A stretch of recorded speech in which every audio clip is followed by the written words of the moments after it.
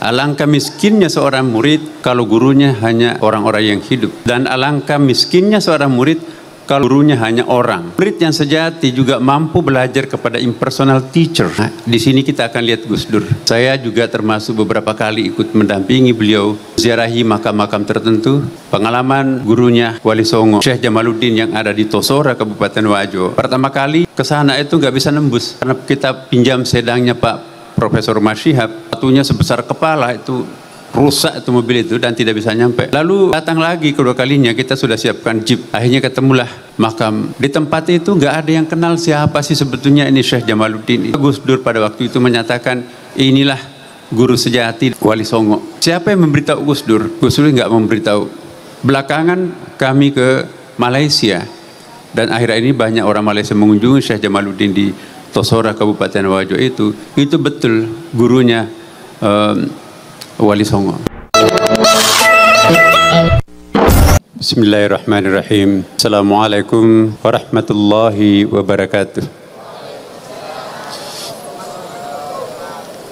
Selamat malam. Salam sejahtera untuk kita semuanya.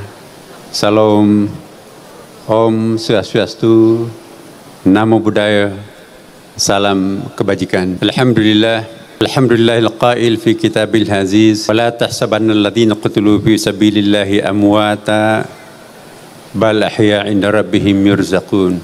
Wa qala aidan wa ma arsalna min rasulin illa liyuta'a bi idznillah walau annahum izzalamu anfusahum ja'uka fastaghfirullah wastaghfara lahumur rasul lawajidullaha tawwabur rahima. Aidan kama arsalna fikum rasulan minkum yatlu alaykum ayatina wa yuzakkikum wa yu'allimukumul kitaba wal hikmah wa yu'allimukum ma lam takunu ta'lamun. Asyhadu an la ilaha illallah wa asyhadu anna Muhammadan abduhu wa rasuluh sahibul burhan. Allahumma salli wa sallim ala sayyidina wa habibina wa syafi'ina wa maulana wa atba'ina Muhammadin sallallahu alaihi wasallam yang sama-sama kita muliakan, kita hormati. Kita doakan sehat dan panjang umur Ibunda Hajah Siti Nuriyah Abdurrahman Wahid beserta seluruh zuriatnya yang hadir pada kesempatan ini maupun yang satu ada di Australia dalam rangka penyelesaian terakhir untuk PhD-nya. Yang saya hormati para menteri pada masanya dan juga pada saat ini hadir beberapa orang wakil menteri, tokoh masyarakat dan juga para alim ulama, para seniman, budayawan sampai kepada masyarakat yang majhulun fil ard tapi mungkin ma'lumun fis sama. Bapak Ibu sekalian, ayat yang saya bacakan tadi, wala tahsabanna alladziina qutilu fi sabilillahi amwata. Janganlah kalian menyangka orang yang mati di jalan Allah, tetapi dalam tafsir Ibnu Ajibah dan beberapa tafsir yang lain banyak sekali pengertiannya apa yang dimaksud ayat ini. Diartikan janganlah kalian menyangka orang yang membunuh egonya, orang yang mengorbankan kepentingan subjektivitasnya demi untuk kemaslahatan umat manusia, ya, itu adalah wafat. Bal ahya 'inda rabbihim yurzaqun, tetapi sesungguhnya beliau itu tetap hidup, bahkan di mata Allah selalu mendapatkan rezeki. Ayat ini mengisyaratkan bahwa di alam barzah pasca kematian itu pun juga orang membutuhkan rezeki. Dalam kitab Ihya Ulumuddin juga disebutkan bahwa kehidupan di alam barzah sama dengan kita di sini juga Bapak Ibu sekalian, membutuhkan pertolongan dari orang lain. Orang-orang yang tidak pernah mendapatkan doa dari orang hidupnya, menurut Imam Al-Ghazali, di lukisan dalam tentu ada riwayatnya, walaupun riwayatnya itu kita melihat memang hadis-hadis ahad yang banyak ya di Ihya Ulumuddin. Tetapi saya juga sedikit ingin singgung karena Ihya Ulumuddin ini adalah hobi bacaan wajibnya Gus Dur. Ya. Ada seorang murid Imam Al-Ghazali mengatakan, "Ya Syekh, saya kok menemukan beberapa hadis di dalam Ihya Ulumuddin. Saya tidak temukan di dalam kitab-kitab hadis. Ta'ala walad sinina. Saya tidak pernah mengutip sebuah hadis dalam Ihya tanpa konfirmasi dulu kepada Rasulullah. Ya Rasulullah, betul enggak engkau pernah menyampaikan hadis ini?" Sebelum Rasulullah ngangguk pertanda bahwa iya, maka saya tidak tulis dalam Ihya Ulumuddin. Ihya Ulumuddin versi aslinya itu 4 jilid Bapak Ibu sekalian. Ditulis di atas menara masjid Damaskus malam hari. Bayangkan ada sekitar 340 hadis di dalam Ihya Ulumuddin. Kalau setiap hadis itu ditulis, itu tentu harus mengkonfirmasi dulu kepada Rasulullah. Satu saja kitabnya di antara 13 kitab Imam Al-Ghazali itu sudah 340 kali berjumpa Rasulullah. Berapa semester itu? Jadi alangkah miskinnya seorang murid kalau gurunya hanya orang hidup. Bacalah dalam kitab-kitab kuning, Jami' Karamatul Auliya, ya, 2 jilid tuh. Alangkah miskinnya seorang murid kalau gurunya hanya orang-orang yang hidup. Dan alangkah miskinnya seorang murid kalau gurunya hanya orang. Murid yang sejati juga mampu belajar kepada impersonal teacher, impersonal lecturer, guru yang bukan orang. Nah, di sini kita akan lihat Gus Dur. Saya juga termasuk beberapa kali ikut mendampingi beliau menziarahi makam-makam tertentu. Pengalaman gurunya Wali Songo, Syekh Jamaluddin yang ada di Tosora, Kabupaten Wajo.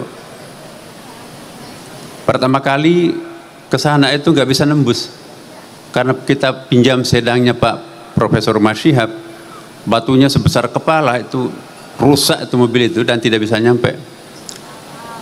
Lalu datang lagi kedua kalinya, kita sudah siapkan jeep. Akhirnya ketemulah makam. Di tempat itu nggak ada yang kenal siapa sih sebetulnya ini Syekh Jamaluddin ini. Ya. Syekh Gus Dur pada waktu itu menyatakan inilah guru sejati daripada Wali Songo. Siapa yang memberitahu Gus Dur? Gus Dur nggak memberitahu. Belakangan kami ke Malaysia dan akhir ini banyak orang Malaysia mengunjungi Syekh Jamaluddin di Tosora Kabupaten Wajo itu betul gurunya Wali Songo. Bapak Ibu sekalian, itulah Imam Al-Ghazali belajar pada Rasulullah. Bukan hanya Imam Al-Ghazali tapi juga Ibnu Arabi. Dalam kitab Futuhatul Makkiyah 4 jilid, ada versi 6 jilid. Ya, Fususul Hikam juga ada. Sama juga. Ya Syekh, ada ini aneh buku Fususul Hikam ini, kecil 1 jilid itu. Hari ini saya baca redaksinya Fususul Hikam, bahkan judulnya pun juga dari Rasulullah. Khudh hadzal kitab Fususul Hikam. Ensiklopedia para wali Bapak Ibu sekalian. Banyak sekali mereka itu berguru kepada orang-orang yang sudah wafat. Kita lihat surah Al-Baqarah ayat 64 dan surah An-Nisa 151 tadi saya bacakan itu ya. Kama arsalna fiikum rasulan minkum yatlu alaikum ayatina wa yuzakkikum wa yu'allimukumul kitaba wal hikmah wa yu'allimukum ma lam takunu ta'lamun. Jadi dalam ilmu bahasa Arab Bapak Ibu sekalian, la dengan lam itu beda artinya. Dalam ilmu balaghah la itu kan kalau bahasa Indonesianya sama itu, tapi bahasa Inggrisnya bisa dibedakan tuh. Ma la takunu ta'lamun itu la ta'lamun itu artinya unknown, tidak diketahui. Tapi kalau lam takunu ta'lamun unknowable, Jadi satu unknown, tidak tahu, tidak diketahui, tapi dosen menjelaskan, akhirnya kita tahu. Tapi kalau unknowable itu lam, nggak mungkin bisa kita ketahui tanpa yang bersangkutan langsung memberikan pemberitahuan itu. Nah, perhatikan Rasulullah Muhammad SAW, pengungkapan Rasulullah itu selalu menggunakan fi'il mudhari. Ayat yang saya bacakan tadi, kita orang pesantren tahu fi'il mudhari itu fungsinya adalah present continuous tense. Kata kerja yang menggambarkan peristiwa sekarang dan akan datang. Nabi-nabi lain digambarkan dengan fi'il madhi, tapi Rasulullah fi'il mudhari. Apa artinya? Jadi betul apa yang dikatakan tadi Pak Gubernur kita dan juga Mbak Yeni, bahwa spirit orang wafat itu sebetulnya tidak pernah memang mati itu. Manusia itu wujud abadi. Tuhan itu wujud azali, alam semesta ini wujud baharu, hawadith. Sekali jadi manusia tidak pernah berhenti jadi manusia. Sampai nanti akhir neraka itu teriak para penghuni neraka, ya laitani kuntu turaba, ya Allah kembalikan aku jadi tanah. No way, sekali Anda jadi manusia tetap akan jadi manusia, tidak akan pernah berhenti jadi manusia. Jadi kalau ada orang mengatakan mati dalam arti total, itu sesungguhnya tidak seperti itu kata Al-Quran.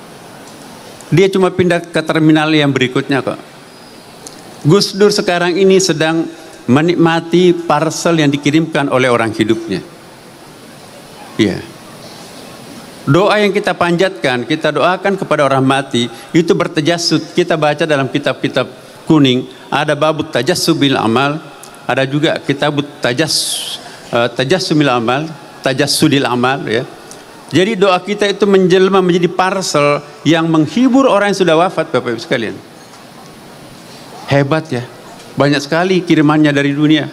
Oh iya, orang-orang yang tidak pernah mendapatkan kiriman hidup, tidak pernah dihaulukan seperti ini, itulah yang menderita ngantri Bapak Ibu sekalian pada hari Jumat. Kata Imam Al-Ghazali, kenapa hari Jumat? Khutbah kedua ada yang wajib dibaca oleh para khatib. Allahumma ghfiril muslimina wal muslimat wal mu'minina wal mu'minat al ahya minkum wal amwat innaka sami'un qaribun mujibud da'wat rabbil alamin. Begitu kata-kata wal amwat maupun yang sudah wafat, ya. Jadi artinya ampunilah muslim laki-laki dan perempuan, mukmin laki-laki dan perempuan, baik yang masih hidup maupun yang sudah wafat. Begitu yang sudah wafat disebutkan bagaikan anak ayam yang ditaburi dengan benih, ya. Rebutan mereka itu. Ada mantan menteri, ada mantan gubernur, rebutan mereka itu, ya. Kenapa? Karena doanya khatib di khutbah kedua itu yang ditunggu-tunggu oleh mereka-mereka yang tidak pernah ada yang mendoakan. Tapi banyak orang santai di situ duduk. Bapak Ibu kenapa nggak ikut rebutan? Saya nggak perlu rebutan. Anak saya di pondok pesantren, ya setiap habis salat lima waktu dikirimkan saya surah Al-Fatihah. Saya juga banyak anak, tapi nggak ada satupun yang mendoakan. Harta warisan saya diambil, dipoya-poyakan.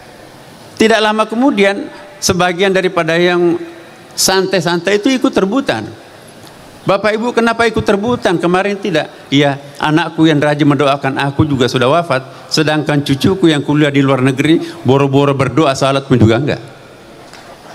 Nah kita di sini kita melihat tidak gampang untuk memperoleh jamaah yang sedemikian besarnya setiap tahun ini ke-15. Alhamdulillah saya nggak pernah absen ini di Haul Gus Dur ini. Ya. Jadi Bapak Ibu sekalian, terakhir saya ingin menyampaikan kepada kita semuanya, mungkin nggak kita meniru sedikit saja dari Gus Dur? Kalau tidak bisa meniru secara total, ini tantangan kita semuanya. Gus Dur itu seperti yang dikatakan tadi Romo Magnis, dia sudah mantap dengan dirinya sendiri. Yang sekarang ini banyak adalah orang yang belum selesai pada dirinya sendiri.